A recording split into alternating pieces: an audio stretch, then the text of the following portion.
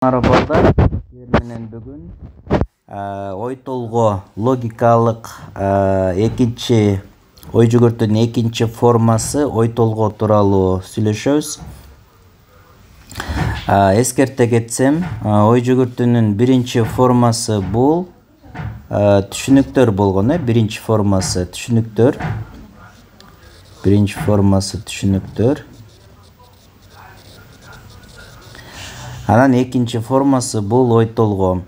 Ой толгоо деген эмне? Ой толгоо деген бул кыргыз тилинде жөнөкөй жай, башкача айтканда жай сүйлөм аркылуу берилет да бул. Мисалы үчүн бүгүн биринчи күн, бүгүн 31 декабрь, же болбосо мен окуучумун, мен мектепке барам, тракторлор жер айдайт, жөнөкөй сүйлөм.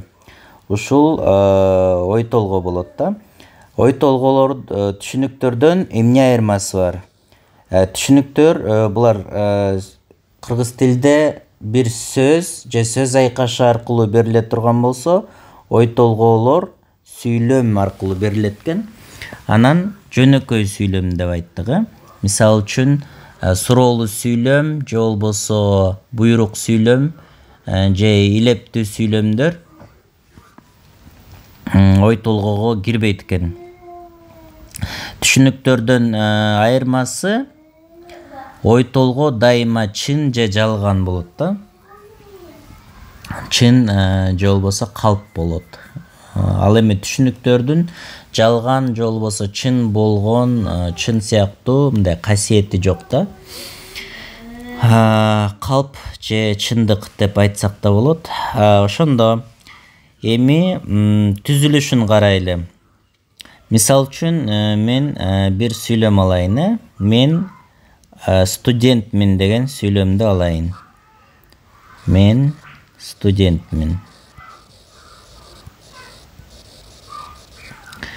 Бул жерде мен деген бул сүйлөмдүн ээси, ал эми студент бул баяндоочу деп алабыз. Мисалы үчүн грамматикадачы. Ал эми логикада болсо ошо сүйлөмдүн ээси субъект деп айтылат. Латын тилинен алынган субъект. Бул сүйлөмдүн ээси. Мындай сүйлөм эмес, бул жерде логикада ой толгоонун ой толгоодо кеп болуп жаткан нерсе тууралуу да.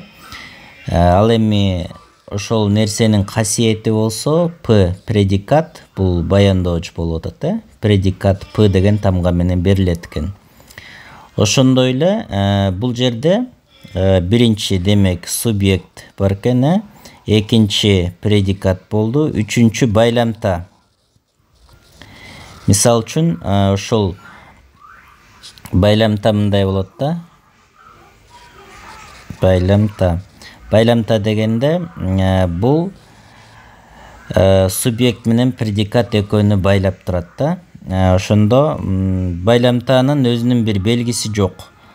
Аны кээде ушул мына тире белгиси аркылуу же болбосо бул деген сөз аркылуу же тире аркылуу же болбосо деген сөз бар да бизде. Мисалы үчүн мен деген студентмин деген, ана жерде деген сөз логикалык жактан бар да, бул байлап турат экөөнү. Анан төртүнчү болсо ушул мен дегендин астында квантар турат да.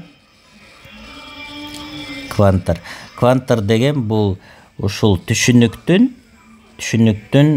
көлөмү тууралуу, бардыгыбы же бир бөлүгү тууралуу кеп болуп аткандыгын көрсөтүлөт. Мисалы үчүн эгерде мунун астында эч нерсе айтылбаса, бардыгы, мунун сөзү да бар өзүнө күч.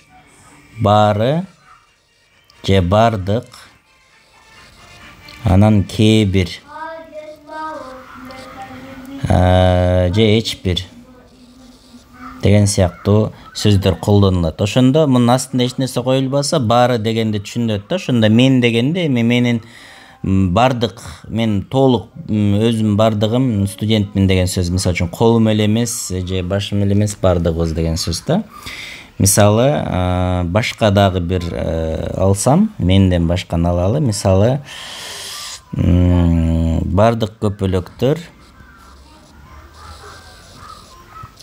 бардык көпөлөктөр учат дейле. Ушундай жөнөкөй эле бир ой толгоо алалы. Ошондо бардык деген мына бул кванттар болот. Көпөлөктөрүбүз субъект, учат бул предикат болот.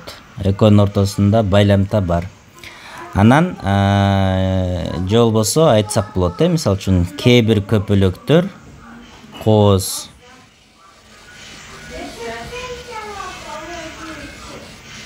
болот десек, кээ бир көпөлөктөр кооз болот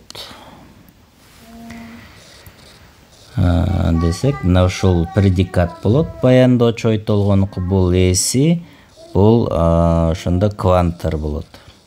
Мына ушундай бөлүктөрдөн турат экен. Андан кийин ой толгоонун түрлөрү бар. Ой толгоонун түрлөрү.